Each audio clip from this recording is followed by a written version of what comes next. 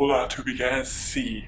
Welcome to another conspiracy theory video. Today I'm talking a little about religious conspiracy theories, or some of the stuff that has to do with that. I think all the way back in the mid-ages, some elements of anti-Semitism has featured qualities of conspiracy theories, and this goes to a lot of people blaming Jews for things like poisoning wells, so all the way down to the death of Jesus, all the way down to drinking the blood of Christians. It's a lot of anti-Semitism itself is rooted in people having predetermined conspiracy theories, or believing in conspiracy theory to give them a predetermined fear or anger against Jewish. For religious reasons, they blame the Jews, or for some sense of racism that pushes them to hate Jewish people. And that's pretty much enough of that subject. Also, Holocaust denial is another widely believed conspiracy theory that is pushed by a lot of right-wing sources and a lot of people. I'm not even gonna talk or put that on my platform by any means. I'm not even going to consider that. I'm just saying that it's nonsense, it's hate speech, and I don't like it. And here's another thing that has inspired a lot of conspiracy theories: the Antichrist. The Antichrist conspiracy theory is pretty much surrounding a lot of people. I remember one time, and I saw a lot of videos start popping up about this guy, and it was a guy who was a political leader. I can't remember his name, I can't remember what country. And a lot of people were sure he's the Antichrist because he was an atheist, and he's other stuff. It's like, oh, he really looks like the Antichrist. I know that guy can't be the Antichrist because I'm the Antichrist. Referred to former President George W. Bush as the devil or the Antichrist. A lot of people really prophesied Obama to be the Antichrist. I mean, if he's the Antichrist, I guess he kind of lost. I guess that would make Donald Trump the safe.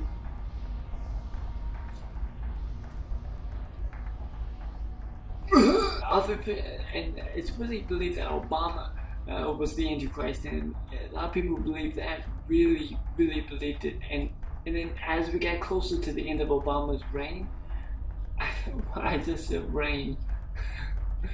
As we get toward the end of President Obama's, I keep wanting to say reign. As we get toward the end of President Obama's term as president, everyone who believed that he's the Antichrist, they kind of slowed down the rhetoric of him being the Antichrist, but they didn't quite say that, oh, well, he's probably still the Antichrist, but he's pushing the Antichrist spirit into someone else. To which they picked Hillary Clinton as the next Antichrist at that point. So I guess they feel they've defeated the Antichrist. There's a lot of conspiracy theories about. There's a lot of conspiracy theories politically about Hillary Clinton, and it has to do with Hillary Clinton being rich, and having to do with blood sacrifices and things that inspired me to put in Homicide Crew, like blood on the walls and paintings and things like that, and blood shower, I think is what it's called, and all associated with Hillary Clinton's campaign, which is again another political conspiracy theory that I believe is also tied in with religious conspiracy theory. So that's what's going to be the title. Here's another conspiracy theory that might just anger a lot of people: the Jesus myth theory. Now I'm trying to read from my sources here a little, and I know better. I want to make something that I'm accurate. The gist of the Christ myth theory is basically that all of Christianity is a conspiracy theory in general.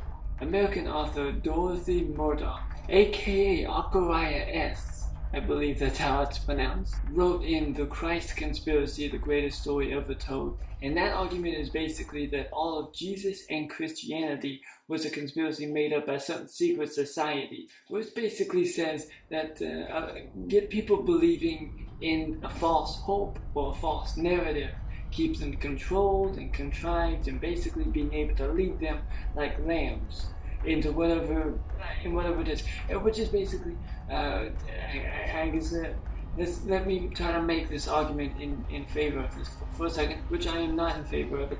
I'm not in favor of this or any conspiracy theory, but the argument behind it would be, take the Ten Commandments for example, are obvious moral laws as well as laws within the actual constitution of the federal government. So it's basically believing in the Ten Commandments is the same thing as believing in the country, and it's all to herd people up, make sure they don't speak up, they don't step out of line, and they all stay in the same thing, which is also nonsense, because the whole argument is to get people thinking, believe like Jesus or act like Jesus. Jesus the rebel? I'm pointing because I might put a picture, I probably won't, but Jesus the lawbreaker? Jesus the I think he said eye for an eye? No, that might have been someone else. No, Jesus the one who ripped and snipped and hit people and flipped tables and all that stuff in the church and stuff like that. That Jesus? But then again, part of that argument within that story is also telling people to pay your taxes. So it's basically telling people, give to God what is God, and give to government what is government, as in pay your taxes. But that's also a very depressing theory as well. I've said, and I'm saying it again, I am not in favor of this or any of these conspiracy theories. I say this with a mockingly tone because I believe in none of it. I say this hoping that you understand that I am mocking it. The Illuminati does not exist, and conspiracy theories and secret societies is nonsense made by idiots and children and weak-minded fools. Take it easy on them, chicks. Here's another conspiracy theory. I think it was Dan Brown in the book The Da Vinci Code, I believe. Jesus, Mary Magdalene, and the Holy Grail. Basically saying that the Holy Grail was not particularly a cup, but the Holy Grail was a bloodline. And within that theory, it basically says that Jesus had a child. And within that theory is that they were protected by the secret society, blah blah blah, went through the ocean, and they ended up in France. Which I find very ironic that the person who wrote it says that the person who wrote it, I think, was from France, I believe. So it seems very egotistical to think a child had a bloodline carried out all the way to you because you think you're so holy. An obvious narcissistic rant from an egotist, but that's my opinion. Our final conspiracy theory for today is that the idea of Jesus preaching reincarnation, which there's elements of that in the Bible, I think, but I haven't seen like direct things to that. But the idea is that he preached about reincarnation, and the modern church suppressed it. I'm just gonna say that and leave it what it is. What do you think about that and these other conspiracy theories? And what do you think about how I'm doing this compared to how Shane Dawson does his conspiracy theories? Because I believe he believes in most of the ones he talks about, and I believe in none of them. So that's the difference. Be sure to hit that like button and hit the subscribe button if you haven't already. Check out my new beautiful Sinner's Tea. Actually, no, scratch that. Don't check out the merch from the merch store. I'm going to be bringing in some new merch and putting them on my shop, on my website. Because don't buy merch from that merch or anything I've linked to any third-party thing. When I bring in some new merch, I'm going to put it on my sinfulrepentance.com website. You can get it from there later, and I'm going to do that. So that's going to be better. So don't worry. You can check out the Sinful store. I've got DVDs and CDs and posters on there. If you're in Lexington, Kentucky and you want to hire a photographer or videographer, head to my site. You can book my services from there as well. And that's pretty much it for today's episode. So that being said, I'll see you in the next video.